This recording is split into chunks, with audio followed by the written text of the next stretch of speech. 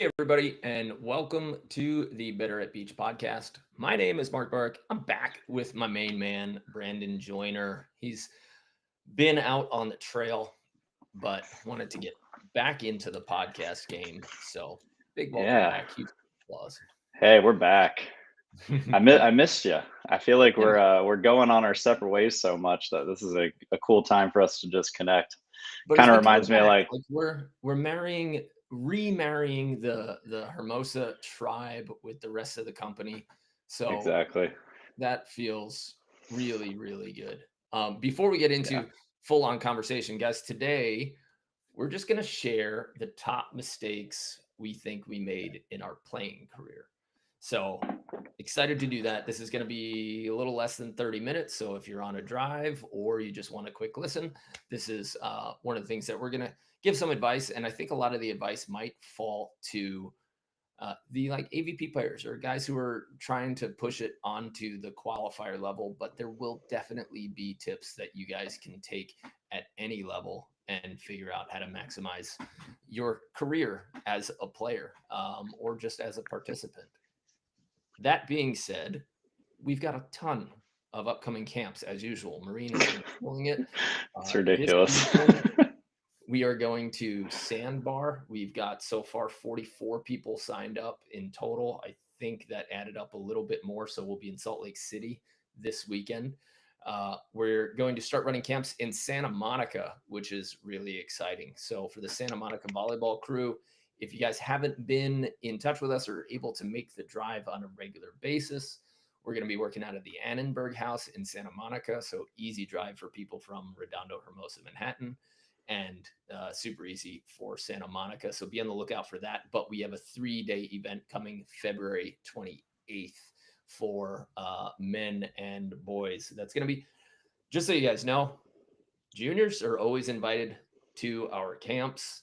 Men, adults are also invited to our camps. We do need to figure out a way to show all of the juniors that our camps, even though they say and are with adults, it goes level based. So it has been the case that a lot of juniors, girls who are 14, 15, wipe the floor hmm with our 10 or 15-year vets as adults, but that's just a matter of the coaching at the lower ranks and the fact that, their first 3 years in the sport, they're getting coached every minute they're on a court, whereas adults kind of jump onto a court, figure it out for themselves for usually a little bit too long, and then at some point they come to a coach and their game just Yeah. upgrades. And also if you're confused about your level, like we have a lot of I think yesterday I had a guy reach out to me on Instagram asking me about if he would be a good fit. And all I had him do was send me a couple of clips of him playing. And then I was able to say, hey, you would be perfect for this level, this level, this level. Hmm. So if you see a location that really grabs your attention and you wanna give it a go, but you're not quite sure, just either shoot us an email, support@betterbeach.com, or find Mark or I on Instagram, and yeah, we can just let you know. Yeah, reach out. I think we're one of the companies that seems like we're this giant company, and we are by far not. Yeah, you'll um, you'll talk to me. yeah. Uh, and that being said, today I've got 8 interviews for different positions uh, in our company, and one of those is for the online coach. So if you are somebody who has a full and extensive background in physical training, either physical therapy or strength and conditioning with certifications, nutrition, as well as really high level knowledge of building beach volleyball technique and strategy, hit me up for that online coach position. We are currently interviewing. Like I said, I got 8 today and a few more coming. And there are also other roles. So if you want to just check out all of the positions that we might not be actively hiring for, but we know we need, just go to betteratbeach.com/dream job. Betteratbeach.com/dream job. Check out all of the positions that we've listed. That's all the positions there are what our company looks like when it is thriving and at 100%. And that 100% thriving company keeps becoming a moving target as we grow. But we're growing, which is really cool, and you can tell by how many 3-day camps we're able to run coming up. So the finishing list is March 7th, we're going to be in Ozark, Missouri. March 14th in New Orleans. March 21st in Long Island, New York. March 28th in Las Vegas. That's going to be really fun. April 4th and April 6th. We don't have this yet, but women, AAA, we are going to be running a camp in California. So it's most likely going to be in Santa Monica. It's not on the website yet, but we are definitely running it. We just have to get the court reservations in either Redondo or Santa Monica. So if you are a woman, AAA, and you want to come out, I know we've got at least 10 people ready to sign up as soon as we release it so far. So it's going to be a good event in California, April 4th and 6th. Or if you're just local to the southeast area, we'll also have that weekend in Oklahoma. And then May 30th, we're going to be back in San Diego, and June 20th in Virginia, back in Brandon's hometown. So a lot of events coming along. And I do want to just share before we get started with the top mistakes in our careers. Brandon, quick, I know that you don't like to share it before it's real. Quick update on our Hermosa events, classes, and our partnership with the city. Yeah, it's an exciting time. We're finally finding a way to have our classes as a part of the city programs. We've been running our classes kind of within the permits, which is just there's limitations that are set and kind of didn't allow us to have as big of numbers as we were hoping for. But coming up very soon, it's looking like middle of March, we are going to be having a league. So we have a King of the Court league that we're going to be starting. That's going to be on Monday evenings. And then Tuesday, Thursday mornings, we're also going to be having just beach volleyball classes. And the exciting part about that is that once again, it just allows us to grow. It allows us to see a lot more people. We won't have any limitations on the amount of people that can sign up for our classes. And based on those signups, we'll have the amount of coaches that we need at those practices. Yeah, I mean, it's gonna change a little bit. And if you're listening to this and you are a Hermosa member, you're gonna be getting all this information this week. But it's very, very exciting. We're extremely excited to be working with the city to kind of, I mean, I've lived here for right around 6.5 years, 7 years. Mark, you've been here for what, 11, 12. And yeah. And the fact that we're finally becoming officially a part of the Hermosa community, and kind of being able to put our footprint in the sand, so to say, it's cool. It's exciting. I'm so excited about the King and Queen of the Court League. Yeah, that's gonna be fun. Having a regular evening where you can show up, you don't need a partner, you don't need to text anybody. You get put on a court with players at your level, and then after 15-minute rounds, top players move up, bottom players move down. So you're always going to get competition at your level, and you get to play with everybody, anybody. I'm super stoked about that. I'll probably be playing in most of them. And yeah, I know it's unfortunate that somebody has to run it because I think we all want to play. Yeah. But the ability to show up Monday nights with no partner, knowing that there's going to be good volleyball and you get your King and Queen of the Court fix, like your volleyball side out fix. I think that's the one that I'm most excited about, Right. just because as an adult, it fits me where this hour, this time, I can block it out, and I know that I don't need to spend all the time texting and finding my group to be able to organize. So be on the lookout for that if you guys are local. And then we will have our weekend events and weekend classes on Saturdays and Sundays. So just be on the lookout for that if you guys are local.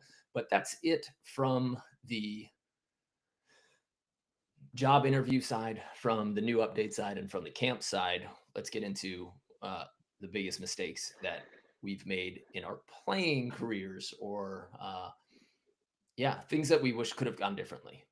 Mm-hmm. So regrets, to say we have regrets, yeah, I like saying no regrets. That's silly. There are some things that I wish would have went a different way, and then some of them had to have been, if it were a perfect world, Mm-hmm. this is what I would have changed. And Yeah. the first thing that I've got on my list is a consistent coach. And it's something that I change, and I work with some coaches here and there. I'd find somebody once a week, once every 2 weeks, and then try to text them and get on their schedule. But then if you look at the amount of prize money you can win versus paying a coach to be there every day and, steer steer the ship, it doesn't make financial sense for a long time. Mm-hmm. You have to get good enough or be performing well enough in USA to, I think, maybe be top 4 or top 6, I forget, to get their stipend, which gives you, I think, $2,000 a month to pay for a coach. But until that time, you need to figure out your own coach. So then you're sitting there, and if you came from middle class family like me, and you had less than $2,000 in your bank account showing up to California, and you've got a $2,300 rent, how does paying for that coach every day at the AVP level actually compute with being able to then take all of the prize money you win and go, okay, now I'm net neutral, and then I've still got Mm-hmm. to pay rent? So if I could go back, I would have found more consistent coaching, but I don't know that I actually could have, just from a monetary standpoint. Yeah, I think that that's a pretty common. Like I'm not surprised that that was your first one. When I think of mine, that's easily one as well. Yeah, fitting schedules and then the financial aspect is incredibly tough. It's but I think like that's where, especially when you're young, and I think you and I both probably could have done this better, is financial planning. Like I never really sat down and was like, okay, I need this amount for rent. I need this amount for whatever. I need this amount for coaching. And then everything else goes below it. So like prioritizing coaching over some other things. Mm, I mean, move out to California, it's fun. Everybody's having a good time. It feels like summer every single weekend. Somebody asks you if you want to go grab a beer. Next thing you know, you're $60 down. That $60 could very easily have paid for a day, 2 days of coaching yeah. if you prioritized it. So I think that's where like it's tough too, because once you think about the money that you're going to be getting back from winning, is it worth it? Yeah. And that's what you have to decide as well. And I think now that we have the league and there's these guaranteed contracts that where people are bringing home a certain amount of money, that might change some things, especially if you're on that bubble. If you're one of those guys that's looking on the outside in, like thinking about somebody like a Jake, or even like an Evan and Try right now, Hmm. Theo and Troy, like those guys need to prioritize coaching over anything else right now. Yeah. And as long as they're doing that, they probably put themselves in a situation where they could see a very, very positive outcome to prioritizing. Yeah. And it Yeah. sucks because those are the gigantic leaps that my game took, was, Hmm. sitting with film with Jeff Alzina and Rich Lamborn, and just like the hour or two with them saying, oh, well, it's because you're here. Oh, it's because look at this timing. That timing should be changed on that block. Hmm. And boom. And all of a sudden you've got this one tool that you can use for every single game going forward. So you get this, you've paid for this one session, but you get the benefit of the rest of your career out of that one session. And those are the biggest, even the arm swing lessons that I paid for with Isaac Newball. Yeah. Incredible how it was able to change and just bring heat without Yeah. relaxing, and then opening up my hard line swing, et cetera, et cetera, et cetera. But there is that monetary computation that you have to weigh. And yeah, I don't think, people actually sit down and budget. I remember hearing my friend from France, Pierre Basset, he was like, do you know what it costs to do a full season on the world tour? And at the time, I think it was something like $40,000 to travel for every event, pay for them, probably more now, right? Yeah. And that's without a coach. Right. You need 40 G's to figure out somehow how to do all of that travel, all of the hotels, and then feed yourself on the road. It's not an easy road. And I do think that more AVP teams should group as a foursome or a sixsome and pay for one coach shared. Because so what if you're playing against the same team every day? The problem is your side of the net. Like the people who are like, oh, well, Taylor texted me and we could practice against the top team today, or Phil needs somebody to practice against. So I'm going to ditch this group and go play against Phil because you don't get the opportunity to. Right. The problem is not who you're playing against. The problem is all on your side of the net. And the epitome of that is Taryn and Kristen, who train out of New Orleans and play against, I don't know, they're probably playing against some good players like the LSU girls, and there's a few good players out there, but it's the same squad every time. So you just need to take care of your side of the net. And if more teams grouped and coached and they did a set of 4 players or a set of 6 players, and like, hey, we are the training squad. We know that this coach can look at our game throughout the year every time and do it. Then you get actual growth instead of worrying so much against about who you play against. So that would And be I one thing think, to change. I don't know if I could have though. yeah. But I will say, and then I'm going to steal the show and give you mine before I have to hop off. But it doesn't always have to be for a whole season.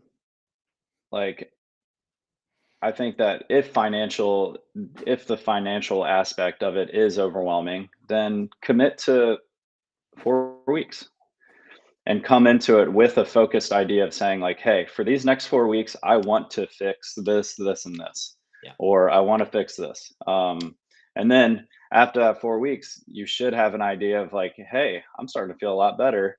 You might have had a tournament, you might have seen a better finish. And now that financial burden starts to become like, you know what? The opportunity cost is there. It's worth it, So I think that's another way you can look at it, especially if you're a young up and coming guy, Yeah. or girl. And then I'm gonna kind of lead right into something that I've and I think you've probably recently figured this out as well, since you haven't been drinking for what, a year and 2 months now. Yep. But something that I wished I had focused on as well is really dialing in my health and nutrition. It's crazy. Little shout out to a personal journey I'm on, but I'm have a half Ironman coming up in the beginning of April, and I've been training for that since my last tournament, which was in August, the Manhattan AVP. And something that I had to do was completely redesign my nutrition, my diet, my recovery, my sleep. And it's one of those things where I look back and I'm like, I thought I was taking care of myself, but my gosh, could I have done such a better job? And I'm so happy that I've found it now. And I mean, even looking at you, I can see a healthier version of yourself, which is like really cool to see as a friend, and very motivating to me as well. So thank you. But Yeah, I think that's been huge for me recently, and I've, like, think about it, I'm like, "Man, what if I did this 10 years ago?" You know? But once again, I think a lot of it comes from maturity and just being willing to, like, kinda sit out on things that don't serve you. Yeah. I've also got a cheat code, Janelle, True. she cooks so healthy. Everything is just Right. veggie and protein. Uh, Definitely cutting out alcohol, period. I went through a few seasons where I didn't drink, but after now a year, and a couple months, I had nothing to drop, and I dropped, I think, 17 pounds, just by okay, I cut out like sugar and having ice cream each night, stuff like that. But it, cutting out the drinking completely, I can wake up at 5, hit it Mhm. running, not feel tired or exhausted. And yeah, paying attention to that diet and what it does to you. So that's a big one that kind of leads into mine is the recovery and nutrition aspect, studying what you eat, taking a good Mhm. look at completely understanding it. Are you staying fueled throughout a tournament? And did you plan? So many times at the end of a tournament, even, the random open tournaments, I'm there ready to get into the finals and I'm hunting anybody who has pickles, like looking through Yeah. coolers and stuff, saying, dude, you should have planned for this. You Mhm. got to plan for emergencies and you got to plan so that it doesn't happen in the first place. And so could have definitely been tighter on that nutrition aspect and then leading up and then eating that same way through the week. We just talked to Corinne Quiggle on last episode. And I was like, how does your diet change from tournament to training? And we both came to the agreement that a high performance diet is a high performance diet. So if you Mhm. eat one way to practice and go to the gym and perform well, you should be eating the exact same just over an extended period of time when you're going into a tournament and when you're playing a tournament. So, yeah, diet, recovery, what you're putting into your body, and knowing that anytime you drink, you're creating a liability for 2 days. Mhm. It's 2 days of decreased performance that it takes to recover from that. And then, you get knocked out of a qualifier, you're upset, but all the other young players are around. So you're like, let me go out to the players' party since we're knocked out anyway. You could have used those 2 days to train since you only got one or Mhm. 2 days, and you And didn't have to. I'll tell you from experience that that fun time of I've been in that situation. I felt them all where you lose in the qualifier, you start drinking with your friends, you have a great day.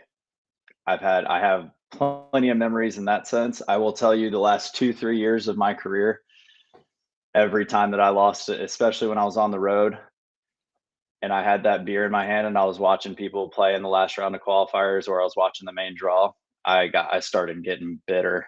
I started Mm, getting angry. I was just like, "What? Why am I doing this?" Um, and I mean, I'll be the first to say the reason I love this sport is because of the community that it allows to happen. It creates an event that is fun. The amount of memories that bring a smile to my face right now of going out with my buddies, whether I did well in a tournament or not, I wouldn't trade those for the world either. But I will say that when your priorities start shifting, yeah, that feeling starts to become less important. yeah. And the first time Um, I was really like, "Oh, I'm with the people that I should be with," was when I got knocked out of a world tour event, and then you get the messages from the other teams going, "Hey, you got knocked out too. Let's train tomorrow." mhm, That never happened on AVP or not at like all. random open tournaments. But FIVB, they're there, they traveled there, they know they're with the upper echelon of the sport. It's like, we got knocked out today, time to practice tomorrow. Mhm, And I loved that. I loved that feeling. And I was like, this is the right crowd. These guys know what it takes. yeah. On that note, Mark, I hate to run. We'll have a better timing schedule for next time. I'll put it apart, but I got to go coach Logan and Hagen. So Sweet. I will We'll see get you those next going. time. Yep. Right on. Appreciate you. See y'all later. Okay. So I'm going to run through other things that could have gone better in the career. One would be video together. So I did a lot of video review on my own and thinking inside my own head. But like I said before, going through video with a coach and saying, I need your eye, I need your brain more than I need your body to just hit reps at me, because I need to know if what I'm thinking is actually the right way. Because a lot of times, if you watch your own video and you're alone, you're usually only you're trying to prove yourself right, and you're trying to change techniques that you think need to be changed in the way you think they should be. If you're hiring a coach, or if you're doing it with your partner, then you can actually problem solve plays together, and then you're learning together. So I think one thing that I would go back and do is schedule 30 minutes, even 30 minutes, to make sure that you're going through video with your friends. You take a look at the unique situation and say, and don't say, you should be here. Say, what are you trying to do here? Where's the best place for this ball to be? When it came to me and Ian Satterfield, we had spent a year playing together, and he must have thought I was terrible at passing, because anytime I gave him an option, I was trying to spread him. And then when Jordan Chang sat down and gave us film, he's like, hey, where's the perfect spot for your option? And me and Ian's ideal option ball were 5 to 10 feet apart. So we needed to come together and see that as a team, that it wasn't me passing a bad ball because I was passing to the place that I thought he wanted it and that we needed it. And it was a way different spot than he wanted it and needed it. So we needed to come to an agreement there. So watching film together as a team, and then having a third eye who will challenge your ideas of what's right, better, or good for you. Huge, huge fix. Next thing that I thought could have gone better was the amount of partner switching that I did. And some of it was inevitable. Some guys don't want to play with you, some guys do. And some of it I did on purpose. Like when I was playing really well with Hudson Bates early in my career, we didn't have a coach. So it was my head versus his head, and whatever solution we came to. And we actually problem solved on that really well. But had we committed to an entire coach, had he been able to come out west, or I, stayed in the city where he was living, we could have gone a lot farther. I just thought that he wasn't totally bought in because he wouldn't move out to California, but he was totally bought into his family. And I think we would have performed a lot better over the years had we stuck together. But I took a look at that next person and I said, oh, they're already in the main draw, or this is going to be like a good ladder step. Me playing with Brady Halverson or Ed Ratledge might be a good ladder step to show other players that I'm playing with a bigger, more established blocker, instead of continuing the winning pattern that me and Hudson had developed, and then fine tuning it.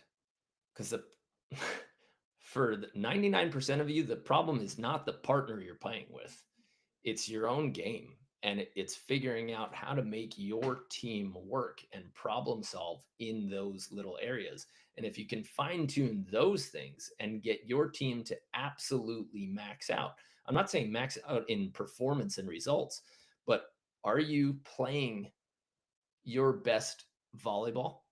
And are you playing your best together volleyball? In the systems, in what you choose to run, where you hit from, how you run a 4, how you run a 3. Are you on the same page, and are you performing that at your max before you think, oh, I need a new partner?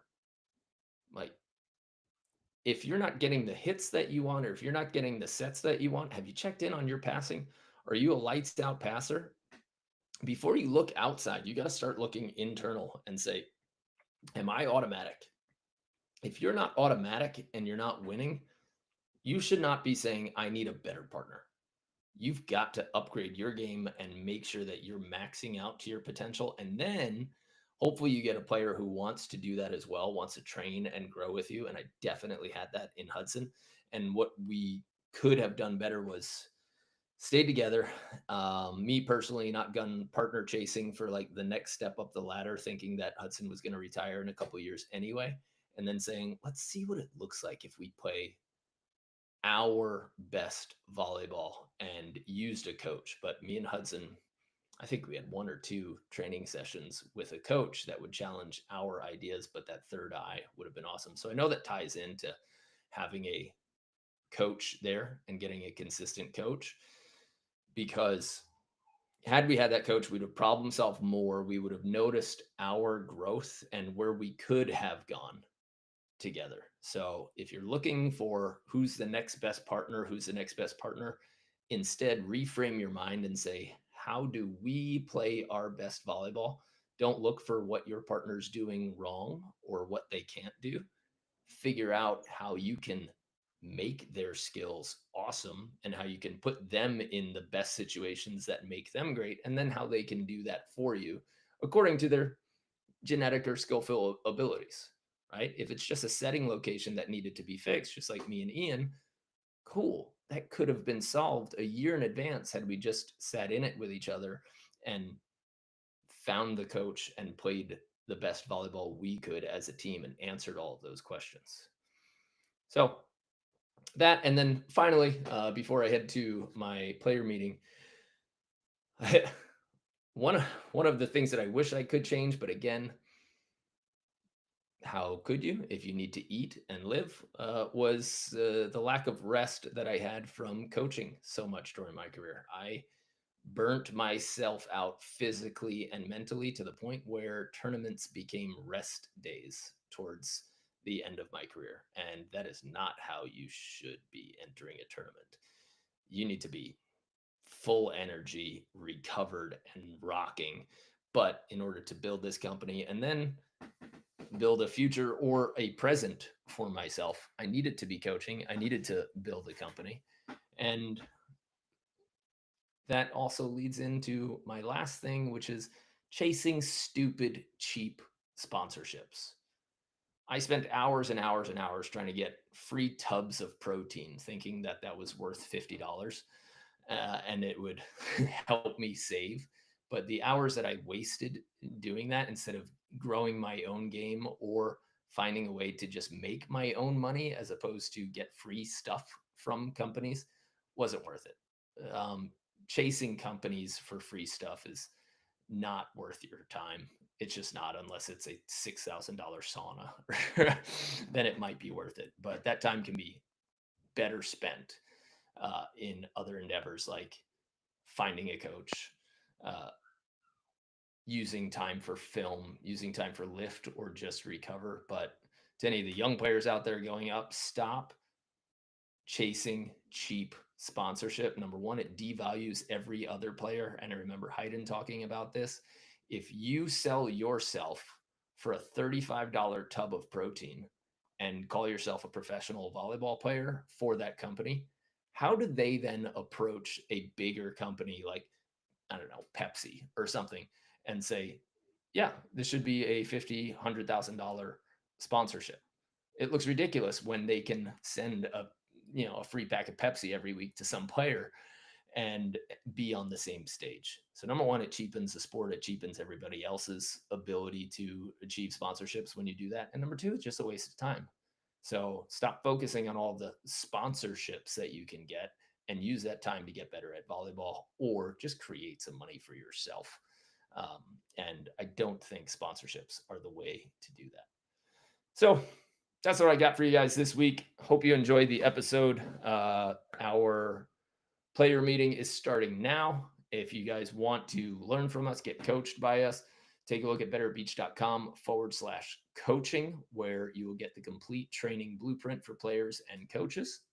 And we are currently doing a 5-week, this is the last nutrition week, and then we're going into a 5-week mental and mindset. So it's called the Volleyball Mind. And you can get it as a standalone course, or you can get the entire blueprint, and then we will work with you so that you post your videos and you do the drills that we tell you to do, and we meet once a week to discuss how you're game is going, your strategies, your techniques, and get you along the way. And of course, all of our workout programs are completed, and we had got an average of about a 4-inch vertical leap increase from the people who join our programs. So if you're interested in that, betterbeach.com/coaching. That's it from me. Thank you guys so much. Peace out. I'll see you on the sand.